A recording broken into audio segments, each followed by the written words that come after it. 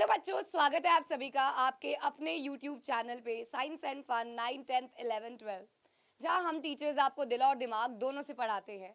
And मेरा नाम है रीमा घई और मैं इस चैनल पे एसएसटी पढ़ाती हूँ। और आप सभी 10th के बच्चे जो भी अब 10th में आए हैं, आप में से कुछ बच्चों ने 9th में मुझसे इसी चैनल पे पढ़ा होगा और कुछ बच्चे पहली बार भी मुझे देख रहे होंगे। सो मैं इस चैनल पे एसएसटी पढ़ाती हूँ, यूट्यूब पे भी और पेड बैच में भी। आज हम लोग आपके इस सेशन का पहला चैप्टर सिविक्स का पावर शेयरिंग शुरू करने वाले हैं। देखिए बच्चों, आपको मैं पूरा सिलेबस की वीडियो ऑलरेडी इस चैनल पे डाल चुकी हूँ कि क्या क्या अब आपके एग्जाम में आने वाला है। ऑल्सो धीरे धीरे आपको यूट्यूब का भी स्केड्यूल मिलना शुरू हो जाएगा। लेकिन आज हम लोग पावर शेयरिंग से स्टार्ट कर रहे हैं और आप लोगों को डेप्थ में पावर शेयरिंग क्या होती है यहाँ पे ये मिलेगा। ये पावर शेयरिंग का लेक्चर नंबर 1 है, जिसके अंदर हम दो केसेस और उसकी एथनिक कॉम्पोजिशंस को समझेंगे। एथनिक कॉम्पोजिशंस को तो आप लोगों को बस कुछ नहीं करना है, एनसीईआरटी अपने हाथ में लेके बैठनी है, दैट्स इट। और कुछ नहीं करना है आपको, सारा कुछ मेरा काम है आप बोलना, ठीक है भाई। तो जल्दी से हाजिरी लगा दो, प्रेजेंट मैम लिख दो, लेक्चर लेना शुरू कर रहे हो तो प्रेजेंट मैम लिख देना है। ये लेक्चर रिकॉर्डेड है, लेकिन जो मैं सवाल आपसे पूछूंगी वो मुझे कमेंट्स में चाहिए, मैं उसका रिप्लाई करूंगी जिसका भी आंसर सही होगा। धीरे धीरे इसी चैनल पे लाइव लेक्चर्स भी आने शुरू हो जाएंगे। चलिए लेट्स बिगिन। Power sharing. तो सबसे पहले तो पावर शेयरिंग का मतलब क्या होता है? पावर शेयरिंग का मतलब होता है पावर्स को डिवाइड करना। Power sharing is basically division of powers in various levels of government. So power sharing मतलब पावर को अलग अलग लेवल पे बांट देना, डिवाइड कर देना, इसे कहा जाता है बच्चों power sharing. Now power sharing क्यों चाहिए होती है, पावर शेयरिंग कैसे इंपॉर्टेंट है, पावर शेयरिंग की नीड क्या है, पावर शेयरिंग की नेसेसिटी क्या है, ये सब हम इस चैप्टर में पढ़ने वाले हैं। ये डिजायरेबल क्यों है, क्या है, सब कुछ पावर शेयरिंग का इन डेप्थ हम पढ़ने वाले हैं। सो बेसिकली पावर शेयरिंग एक ऐसी पॉलिसी जिसमें सारी पॉलिटिकल पार्टीज अग्री करती हैं कि हम क्या करेंगे, डिसीजन मेकिंग पावर को बांट लेंगे, सेक्शंस बांट लेंगे। तुम इस पे डिसीजन लो, हम इस सेक्शन पे डिसीजन लेंगे, तो ये डिसीजंस हम बांट लेंगे। ऑल्सो पावर शेयरिंग 3 लेवल्स में, जो कि है लेजिस्लेचर, एग्जीक्यूटिव एंड जुडिशरी। बच्चों पावर शेयरिंग के ना बेसिकली लेवल्स होते हैं और अभी आप आगे पढ़ोगे भी इस चैप्टर में। लेकिन यहाँ पे 2 तरीके के पावर डिवीजन के तरीके होते हैं। एक होता है हॉरिजॉन्टल, और एक होता है वर्टिकल। तो बच्चों मैं बचपन में बहुत ही ज्यादा कंफ्यूज होती थी, हॉरिजॉन्टल कौन सा, वर्टिकल कौन सा, ऐसे वाला या ऐसे वाला। तो मैंने एक ट्रिक लगाई, हॉरिजॉन्टल में एच की लाइन लेटी हुई होती है तो ये सेम लेवल हो गए, वर्टिकल में वी ऊपर से नीचे आता है तो ये ऊपर से नीचे लेवल वाले हो गए। तो सेम लेवल वाले कौन से हो गए बच्चों, लेजिस्लेचर जो क्या करता है, लॉ बनाता है, एग्जीक्यूटिव जो एग्जीक्यूट करता है, और जुडिशरी जो फाइनल डिसीजन देता है कि ये सही या गलत, एम्पायर की तरह एक्ट करता है। वहीं वर्टिकल में आ जाता है यूनियन यानी कि सेंट्रल लेवल, फिर आ जाता है स्टेट लेवल, और फिर लास्ट में आता है लोकल और डिस्ट्रिक्ट लेवल। तो ये डिविजन्स होते हैं और बेसिकली हम पावर को यहाँ पे डिवाइड कर रहे हैं बहुत इंपॉर्टेंट तरीके से डेमोक्रेसी में, लेजिस्लेचर, एग्जीक्यूटिव एंड जुडिशरी में। पॉलिटिकल पार्टीज भी डिवाइड कर लेती हैं। अब एक बहुत इंपॉर्टेंट टर्म आती है एथनिक। अब यार आप लोग इंस्टाग्राम पे स्टोरीज डालते हो दिवाली पे, ईद पे, बैसाखी पे, कि भैया hashtag ethnic wear, hashtag ethnic, hashtag ethnicity.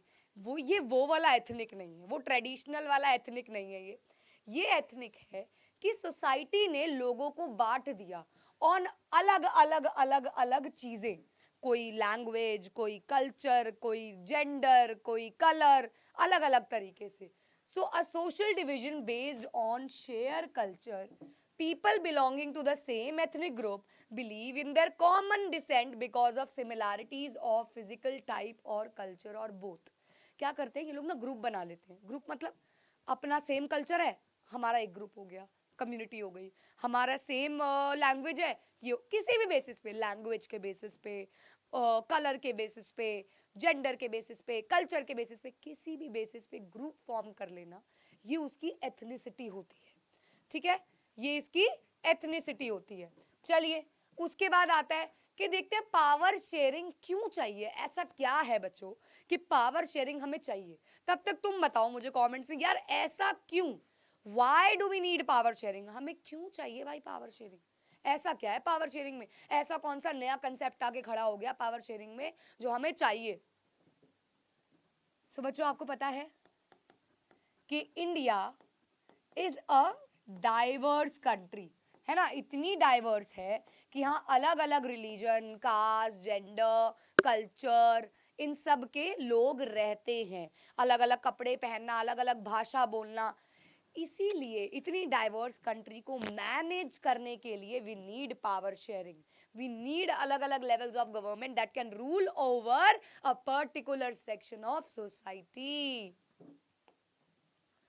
सो बेसिकली हम इस कंसेप्ट को दो केसेस में समझेंगे. केस नंबर 1 होता है बेल्जियम का और केस नंबर 2 होता है श्रीलंका का. ठीक है बच्चों, case number 1 Belgium, case number 2 Sri Lanka. तो आज की क्लास में हम पूरा बेल्जियम और पूरा श्रीलंका समझ जाएंगे. तो बच्चों मैं आपको एक बात और बता दूं कि हमारे इसी चैनल के नाम पे ऐप है, साइंस एंड फन ऐप, जहाँ पे हम पेड बैचेस अपने स्टार्ट कर चुके हैं.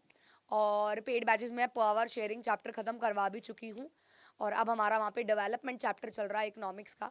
तो आप लोगों को अगर और फास्ट क्लासेस, लाइव क्लासेस वहाँ होती हैं, not just of SST, science, maths and English, और 4 सब्जेक्ट्स का प्राइस है अराउंड 1800-1900 समथिंग पूरे साल का, जिसमें आपको रोज़ 2 घंटे क्लासेस मिल रही हैं. संडे को डाउट क्लासेस हो रही हैं, प्रॉपर असाइनमेंट, प्रॉपर टेस्ट के रिजल्ट्स मिल रहे हैं.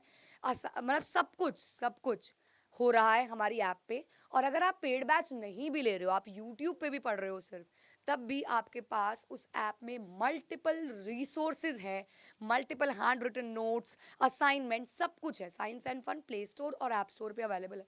वो आप डाउनलोड कर सकते हो और वहाँ से आप मटेरियल डाउनलोड कर सकते हो और अटेम्प्ट कर सकते हो. टेस्ट है, फ्री असाइनमेंट्स हैं, हैंड रिटन नोट्स हैं, वैसे नोट्स हैं, सब कुछ वहाँ पे मिल रहा है.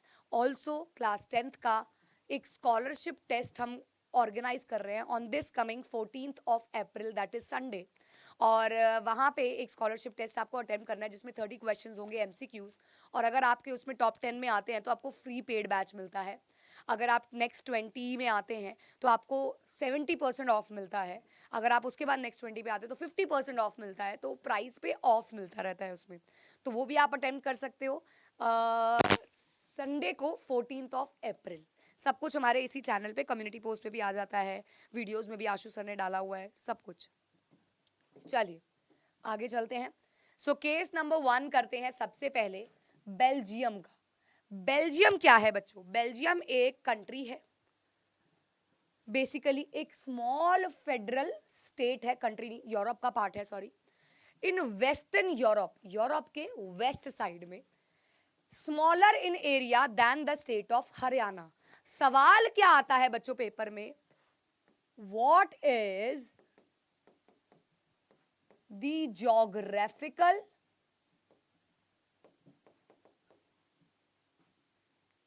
Situation of Belgium. ठीक है बच्चों, ये क्वेश्चन आता है और ये इसका आंसर है कि ये एक फेडरल स्टेट है जो कि वेस्टर्न यूरोप में पाया जाता है. इसका एरिया हरियाणा से भी कम है. इसमें कॉम्प्लेक्स एथनिक कॉम्पोजिशन है. अगेन एथनिक वर्ड आ गया, अभी बताया था पीछे, differences on various basis. Belgium share करता है बॉर्डर, 1 मार्क का very important point, very important. किसके साथ? Netherland, France, Germany and Luxembourg, ये 4 जगहों के साथ ये बॉर्डर शेयर करता है। क्वेश्चन में 3 दे देंगे, चौथी आपसे पूछ लेंगे एमसीक्यू की फॉर्म में। ठीक है बच्चों, ये इसकी हो गई ज्योग्राफिकल कॉम्पोजिशन। अब हम बात करेंगे, क्वेश्चन आता है इस स्लाइड से एक्सप्लेन, लिखते जाओ ये, एथनिक कॉम्पोजिशन ऑफ बेल्जियम। अब बता दो, तुम कह रहे हो ना एथनिसिटी है, बहुत एथनिक डिवीजन है, क्या है वो एथनिक डिवीजन, कैसे डिवाइड कर रखा है? तो बच्चों सबसे पहले बात करेंगे बेल्जियम के बारे में। बेल्जियम में फ्रेंच स्पीकिंग कम्युनिटी पाई जाती है। देखो अगर मैं तुम्हें यहां पे फ्लो चार्ट सा बना दूं, तो एक है फ्रेंच स्पीकिंग, ठीक है, एक है डच स्पीकिंग और एक है जर्मन स्पीकिंग। ये 3 तो लैंग्वेज है इस नेशन में, इस स्टेट में।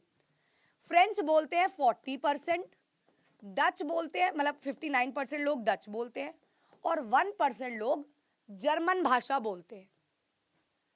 फ्रेंच वाले लोग रहते हैं वेलोनिया नाम के एरिया में।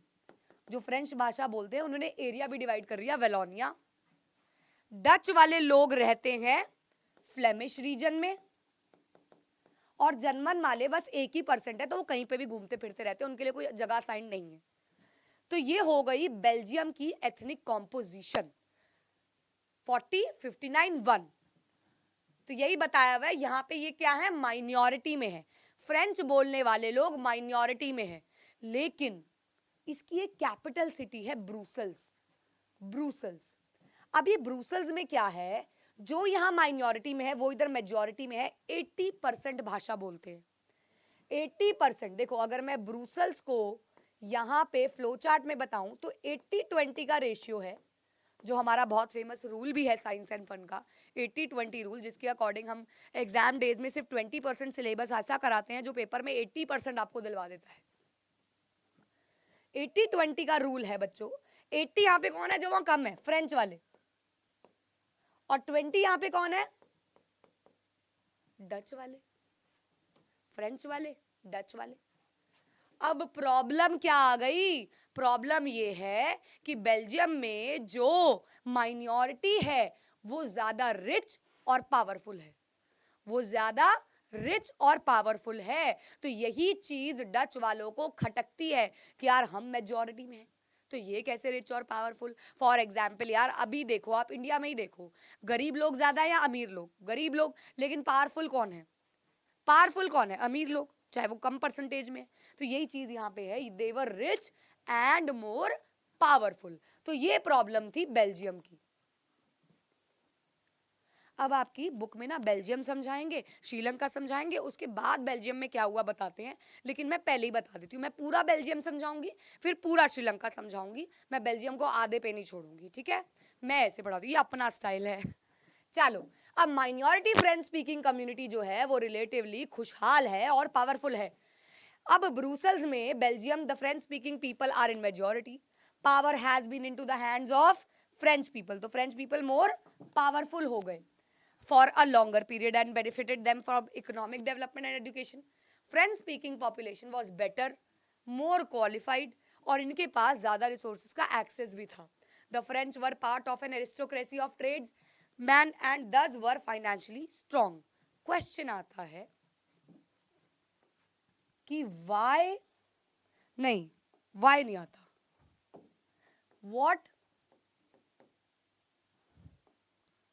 भी नहीं आता, why tensions आता है, emerge in Belgium। भैया बेल्जियम में प्रॉब्लम क्या हुई, क्या प्रॉब्लम थी? तो ये प्रॉब्लम्स है कि फ्रेंच लोग माइनॉरिटी में होने के बाद भी रिच और पावरफुल हैं, खुशहाल हैं, उनके पास ज़्यादा अच्छी एक्सेस है इकोनॉमिक डेवलपमेंट में, एजुकेशन में, वो लोग अच्छे से पढ़ लिख सकते हैं, they were more qualified, also they were in among the aristocrats. Aristocrats को मैं बोलती हूँ जो ज़्यादा हाई क्लास सोसाइटी पीपल होते हैं, ठीक है जी।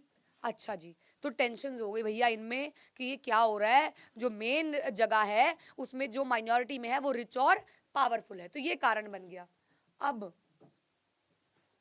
The minority French speaking community was relatively rich and powerful, ये सेम चीज़ है, कॉजेज मतलब यहाँ पे आपको वो क्वेश्चन की फॉर्म में दे दिया। अब यार ऐसा क्या किया बेल्जियम सरकार ने, देखो अब प्रॉब्लम है, बेल्जियम में प्रॉब्लम है, जैसे हमारे हिंदुस्तान में हिंदूज और मुस्लिम्स में प्रॉब्लम थी, वैसे ही वहां पे प्रॉब्लम थी किस चीज की, डच स्पीकिंग और फ्रेंच स्पीकिंग की। अब क्या किया यार बेल्जियम वालों ने बहुत समझदारी दिखाई और उन्होंने बहुत अच्छा एक तरीका निकाला इस प्रॉब्लम को सॉल्व करने का। आओ देखते हैं क्या प्रॉब्लम का, इस ये क्वेश्चन वेरी वेरी इंपॉर्टेंट है, पेपर में 4 नंबर का आता है। हाउ बेल्जियम accommodated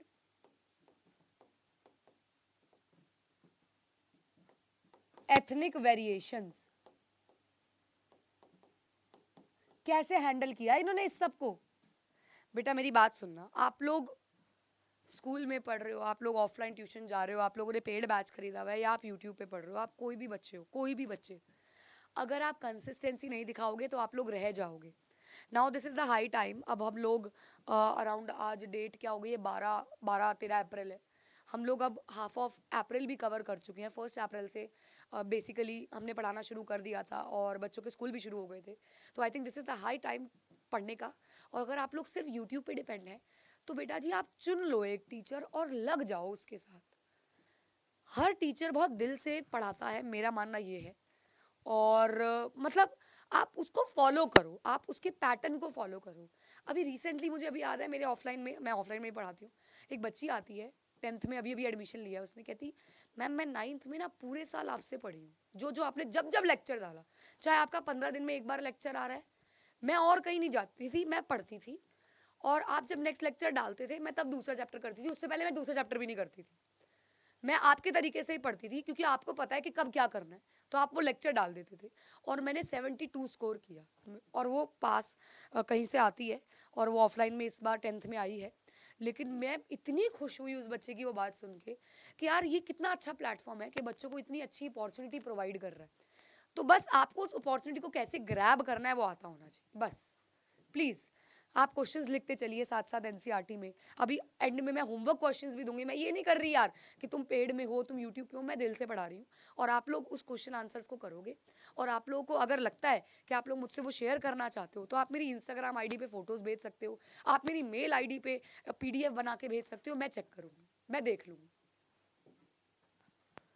टेलीग्राम पे भी हमारा चैनल है जहाँ पे ये PPT आएगी, science and fun 9th 10th 11th नाम से, डिस्क्रिप्शन में लिंक भी मिल जाएगा। चलो भाई, अब इन्होंने कैसे अकोमोडेट किया कि पे हम थे, पहला स्टेप इन्होंने लिया equal number of ministers, Dutch बोलने वाले फ्रेंच बोलने वाले दोनों से इक्वल नंबर ऑफ मिनिस्टर्स ले लिए, कहानी खत्म, इक्वल लिए, ये नहीं है वो 40% है हम कम लेंगे, वो 59% है हम ज़्यादा लेंगे, नहीं, इक्वल नंबर ऑफ मिनिस्टर्स लिए। दूसरा इन्होंने किया, ज़्यादा पावर दे दी स्टेट गवर्नमेंट को, स्टेट गवर्नमेंट के पास अगर ज़्यादा पावर होगी वो अपने अपने तरीके से देश को चला पाएगी। तीसरी, उन्होंने सेपरेट गवर्नमेंट बना दी, ब्रुसेल्स में अलग सरकार, बेल्जियम में अलग सरकार, और अपने अपने एरियाज को वो देखेंगे। चौथी चीज़ इन्होंने बनाई कम्युनिटी गवर्नमेंट। कम्युनिटी गवर्नमेंट क्या होती है, ये एक ऐसा सोशल ग्रुप होता है जिसमें कोई भी साइज ऑफ पीपल आ सकते हैं, साइज ऑफ पीपल मतलब जितने भी नंबर ऑफ पीपल आ सकते हैं, और वो लोग सेम कल्चर के होने चाहिए। सेम कल्चर मतलब इन्होंने डच की, यहाँ पे लैंग्वेज एथनिसिटी प्रॉब्लम है ना, डच की एक अलग कम्युनिटी गवर्नमेंट, फ्रेंच बोलने वालों की एक अलग कम्युनिटी गवर्नमेंट, यानी कि 2 एरियाज में अलग अलग सेपरेट गवर्नमेंट भी है और उनके अंडर कम्युनिटी गवर्नमेंट भी है, जो कि बहुत बेहतरीन कंसेप्ट साबित हुआ। और इसी के चलते बेल्जियम का मॉडल कॉम्प्लिकेटेड तो था, कॉम्प्लिकेटेड होने के साथ साथ इन्होंने ऐसे अरेंजमेंट्स किए जिसकी वजह से दुनिया में इनकी वाहवाही हुई, और बेल्जियम में पीसफुल सॉल्व हो गया सब कुछ। और साथ ही साथ बच्चों, हाँ हाँ, साथ ही साथ बच्चों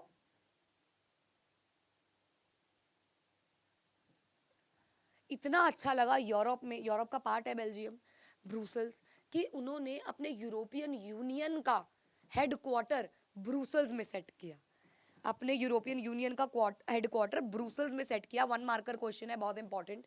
और साथ ही साथ जैसे हमारे यहाँ दिल्ली में पार्लियामेंट है, पूरे इंडिया में दिल्ली में पार्लियामेंट है, ऐसे इन्होंने ब्रुसेल्स को सिलेक्ट किया। ऑल्सो बेल्जियम की सरकार ने 4 बार अपने कॉन्स्टिट्यूशन में अमेंडमेंट्स लाए थे। ये भी 1 मार्कर क्वेश्चन आता है कि बेल्जियम का कॉन्स्टिट्यूशन कितनी बार अमेंड हुआ, 2 बार, 3 बार, 4 बार, 5 बार। तो आंसर इज 4 बार अमेंडमेंट्स हुई बेल्जियम के कंसेप्ट में। ठीक है बच्चों, I hope everything is clear in Belgium. Belgium में सब क्लियर है सबको? एक बार थम्स अप दे दो यार, एक बार कमेंट से पता चलता है कि तुम लोग कितने एक्टिव हो, बस कमेंट से पता चलता है, प्लीज प्यार दिखा दो। हाँ, तो कम्युनिटी गवर्नमेंट का पूरा यहाँ पे बता रखा है जो पहले मैंने बताया। अब टॉपिक वाइज क्वेश्चन मैंने टॉपिक वाइज ऑलरेडी लिख दी, ऑलरेडी मेंशन्ड, पहले ही दिख दिए भैया, हर एक टॉपिक के ऊपर लिख दिए कि इस पर्टिकुलर टॉपिक से क्या आएगा, पहले ही बता दिया। ठीक है जी, चलो जी, अब हम चलते हैं केस नंबर 2 की तरफ, दैट इज हमारा श्रीलंका।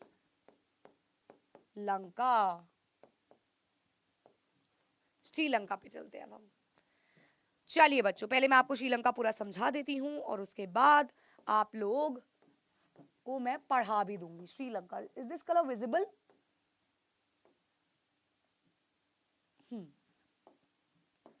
अब श्रीलंका में भी बच्चों लैंग्वेज की ही एथनिक प्रॉब्लम थी।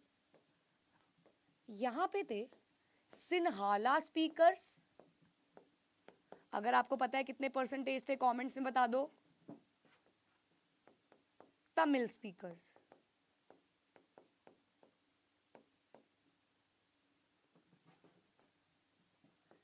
क्रिश्चियनिटी थी,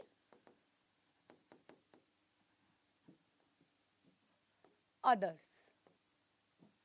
ठीक है जी, तो सिन्हाला स्पीकर्स थे 74%, तमिल स्पीकर्स थे 18%, क्रिश्चियनिटी वहां पे फॉलो करते थे 7% लोग, और 1% वहां पे अदर्स थे, तभी 100% बनेगा। अब तमिल स्पीकर्स में 2 और बाइफर्केशंस थी, एक थे श्रीलंकन तमिल्स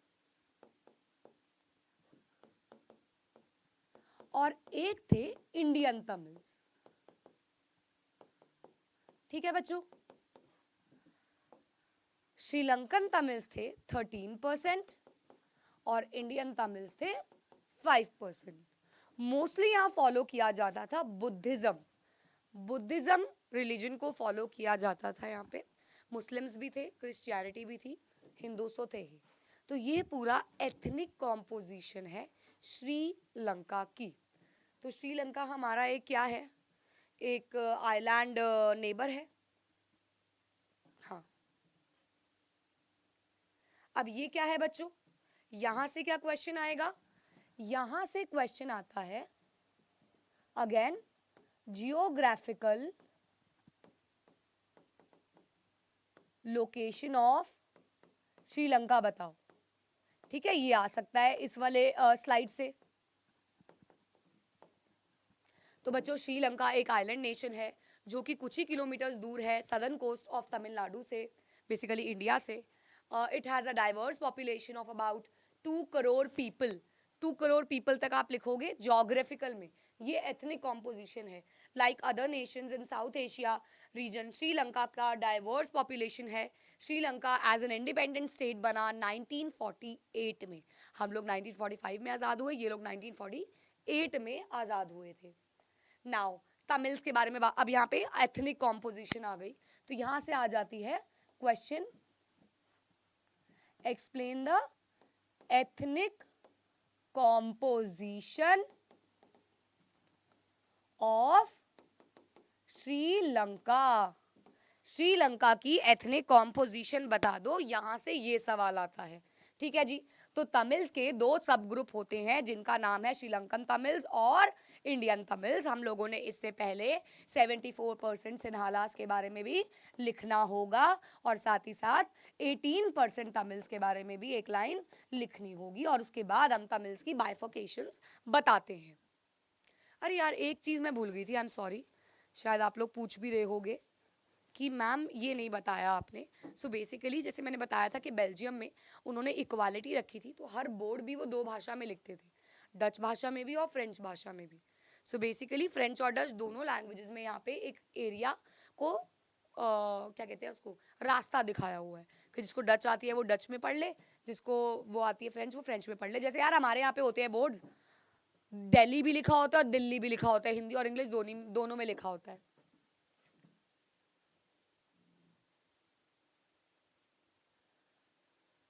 ओके अच्छा यार आपने शायद पूछना होगा श्रीलंकन तमिल्स और इंडियन तमिल्स कौन से होते हैं। तो इंडियन तमिल्स वो होते हैं जिनके फादर्स या फोर फादर्स इंडिया से बिलोंग करते हैं और यहाँ पे आए थे। फोर फादर्स ओहो बिलोंग्ड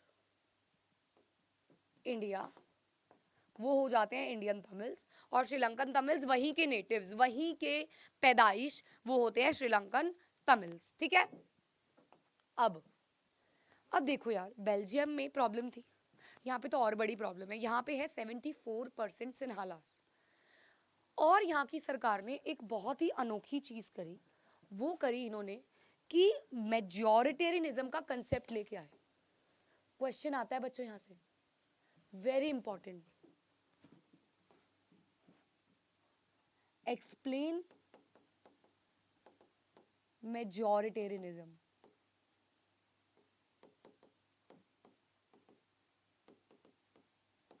तो बेटा मेजॉरिटेरियनिज्म एक ऐसा कंसेप्ट है जिसके तहत जो भी मेजॉरिटी में है वो माइनॉरिटी को सप्रेस कर सकता है, दबा सकता है।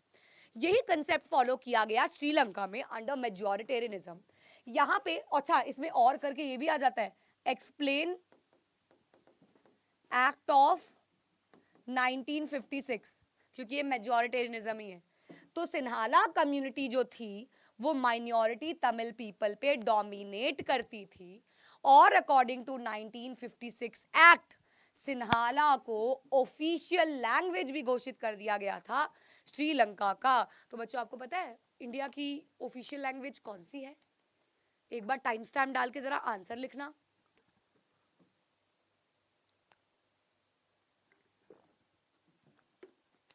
हाँ जी भाई बताओ कौन सी है?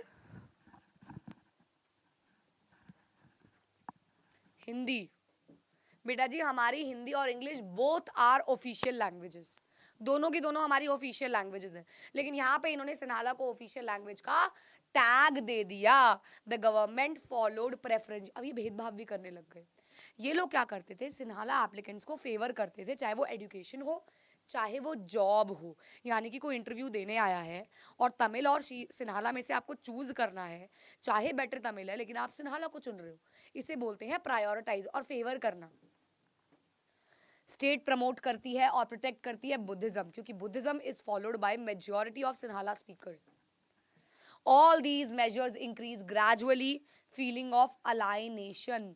इसी के चलते श्रीलंका के लोगों को अलाइनेटेड, अलग फील होने लगा, सेपरेटेड फील होने लगा। सो मेजॉरिटेरियनिज्म की डेफिनेशन है ये, कह रहे हैं कैसा बिलीफ, एक ऐसा बिलीफ जिसमें मेजॉरिटी कम्युनिटी जो होती है वो रूल करती है कंट्री पे अपने तरीके से, जैसे वो करना चाहती है वैसे, एकदम खुल के चौड़े होके।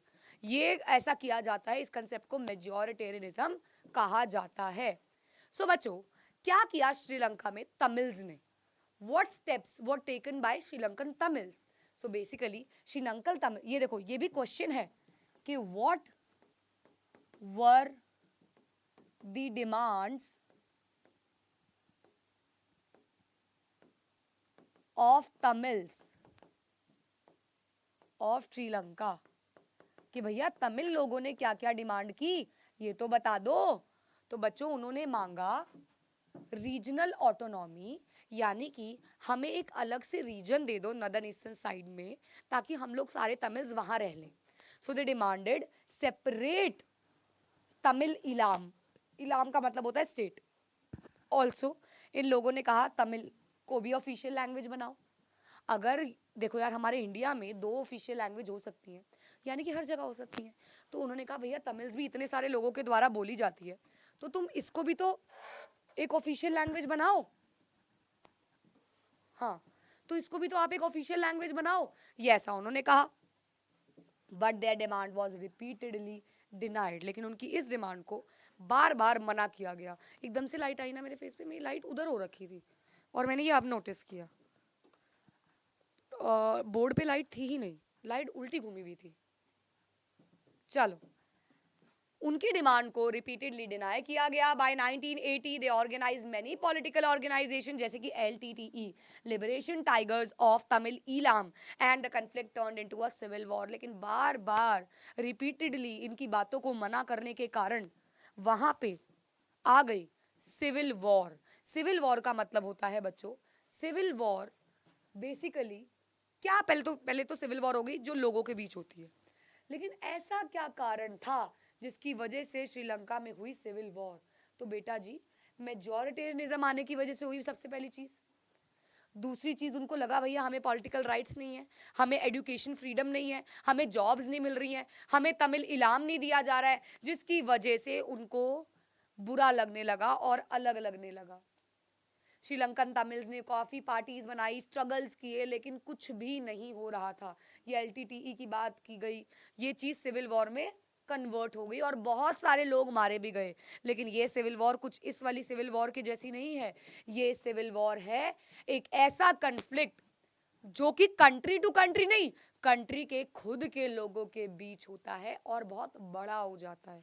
एक ऐसा कलेश जो बहुत बड़ा हो जाता है, जो पड़ोसी भी सुन लेते हैं, आस पड़ोस के और दूर के भी. So this is known as civil war. Clear बच्चों? Okay okay. So next is what kind of power sharing problems were faced by Belgium and Sri Lanka. So हमने बेल्जियम पढ़ लिया, हमने श्रीलंका पढ़ लिया. अब हमें बात करनी है कि दोनों से आपने क्या सीखा. आपने क्या, आप मुझे बताओ यार. आपको तो ये तो पढ़ने के बिना पहले हमें तो समझ आ ही गया कि बेल्जियम में उन लोगों ने इक्वालिटी रखी, उन लोगों ने पावर्स डिवाइड करी, उन लोगों ने सबको इक्वा मतलब कम्युनिटी गवर्नमेंट बना दी. जो लोग चाह रहे थे, जैसा चाह रहे थे वैसा किया. वहाँ पीसफुल हो गया सब कुछ. लेकिन यहाँ पे इन्होंने मेजॉरिटेरियनिज्म अपना लिया, मेजॉरिटी का साथ दिया सरकार ने भी, तो यहाँ पे हो गई सिविल वॉर. तो इसका मतलब बेल्जियम ने अडॉप्ट किया पावर शेयरिंग, लेकिन श्रीलंका ने अडॉप्ट नहीं किया. इन दोनों केसेस से हमें कंक्लूड होता है कि power sharing is needed, is the spirit of democracy. Power sharing is required in a democracy, is the main element of a democracy. So, in Belgium, the Dutch community could have taken advantage of its number और minority पे दबाव डाल सकती थी. Even German पे भी, German बोलने वालों पे भी. This would have open the conflict among all the communities further. लेकिन अगर वो ऐसा करती तो लड़ाइयाँ बढ़ जाती. This could lead to a very messy partition of the country. Both the sides would claim control over Brussels. In Sri Lanka, the Sinhala community ने बहुत बड़ा majority enjoy किया और साथ ही साथ इन्होंने पूरी कंट्री को अपने अंडर रख लिया, पूरी की पूरी कंट्री को अपने अंडर रख लिया. तो ये चीज़ देखी गई हम दोनों की जगहों पे. तो हमने क्या पढ़ा बच्चों? हमने पढ़ा कि बेल्जियम में लीडर जो है उन्होंने रियलाइज कर लिया कि यूनिटी कितनी इंपॉर्टेंट है नेशन की. How important unity is possible only by. और इन्होंने ये भी देख लिया कि यूनिटी तभी आएगी जब आप हर एक की डिमांड्स, नीड्स को वैल्यू करोगे, रिस्पेक्ट करोगे. और इन्होंने इसीलिए क्या अडॉप्ट किया? अकोमोडेशन का प्रोसेस. लेकिन वही ये क्या है? कंपैरिजन है. लेकिन वही श्रीलंका ने दिखाया एक ऐसा एग्जाम्पल जहां उन्होंने मेजॉरिटी कम्युनिटी को ऊपर रखा और साथ ही साथ पूरे एरिया पे डोमिनेट किया, तमिल्स को नीचा दिखाया, एंड जिसकी वजह से यहाँ पे क्या हुआ? Civil war. तो इन्होंने कंसेप्ट क्या फॉलो किया था? मेजॉरिटेरियनिज्म का.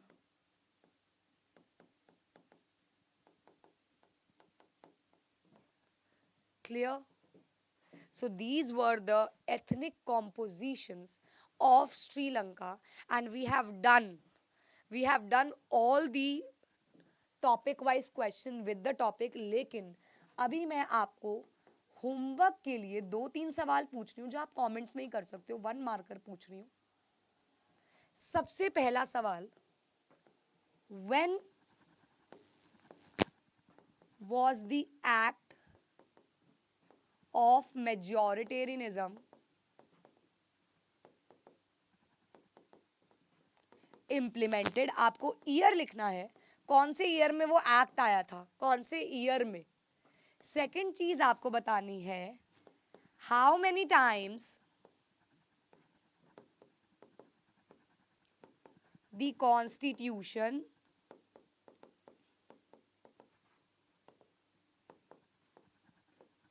ऑफ बेल्जियम वॉज अमेंडेड, कितनी बार अमेंड किया गया था. तीसरी चीज आपको बतानी है, where was the headquarter of European Union was set up, कहां पे लगाया गया था हेडक्वार्टर, कौन सी जगह पे लगाया गया था यूरोपियन यूनियन का सेटअप. चौथी आपको बतानी है, right any one demand of Tamils, कोई एक डिमांड लिखनी है. लास्ट आपको बतानी है, लास्ट बिल्कुल, when was the civil war of Sri Lanka ended. ये 5 सवाल का स्क्रीनशॉट ले लो, ये सारे 1 मार्कर्स हैं, क्योंकि मैंने लॉन्ग क्वेश्चन सारे टॉपिक वाइज आपको बता दिए हैं. इन एथनिक कॉम्पोजिशन की टॉपिक से ये 5 क्वेश्चंस आप लोगों को करने हैं और कमेंट्स में आंसर देने हैं. ऑल्सो बेटा अपने दोस्तों के साथ लेक्चर को शेयर करना है, लेक्चर को लाइक करना है अगर आपको समझ में आया हो ये चैप्टर, ये टॉपिक. एंड ऑफ कोर्स इसका सेकंड लेक्चर जल्दी आएगा इसी चैनल पे, नेक्स्ट वीक आएगा. लेकिन स्लो में इसलिए चल रही हूँ, अभी 10th क्लास शुरू हुई है, अभी आप लोग नेक्स्ट क्लास तक के लिए इतना प्रिपेयर करके रखेंगे. ऑल्सो मैंने 2 इंफॉर्मेटिव आपको चीज़ें बताई हैं. Scholarship test is about to happen on 14th of April, जो कि फ्री ऑफ कॉस्ट है, हमारी ऐप पे है साइंस एंड फन की, और वहाँ पे आप लोग जीत सकते हो फ्री में पेड बैच या मैक्सिमम डिस्काउंट 70% 50% डिस्काउंट्स, वो आपकी रैंक पे डिपेंड करता है. Also if you want to study with me in like regular basis तो आप पेड बैच ले सकते हो, जो कि साइंस एंड फन की ऐप पे अवेलेबल है. और इस लेक्चर की पीपीटी आपको मिल जाएगी टेलीग्राम चैनल पे, जिसका डिस्क्रिप्शन में लिंक है, उसको ज्वाइन कर लो. और साथ ही साथ इसके क्वेश्चंस, साथ ही साथ जब ये लेक्चर नंबर 2 आ जाएगा, इसका असाइनमेंट, इसके एक्स्ट्रा क्वेश्चन, सब कुछ आपको टेलीग्राम पे मिलने वाला है, तो वो तो आप ज्वाइन करके रख ही लो. ठीक है ना. तो मिलते हैं नेक्स्ट लेक्चर में. कमेंट्स में ज़रूर बताना समझ में आया कि नहीं आया, और अगर कोई डाउट भी है इस टॉपिक से तो ज़रूर कमेंट्स पे मेंशन कर देना, मैं उस डाउट को एकदम क्लियर कर दूंगी. ठीक है. तो आई होप आपको समझ में आ गया होगा. मिलते हैं पावर शेयरिंग के नेक्स्ट लेक्चर में, नेक्स्ट क्लास में. तब तक के लिए पढ़ते रहिए.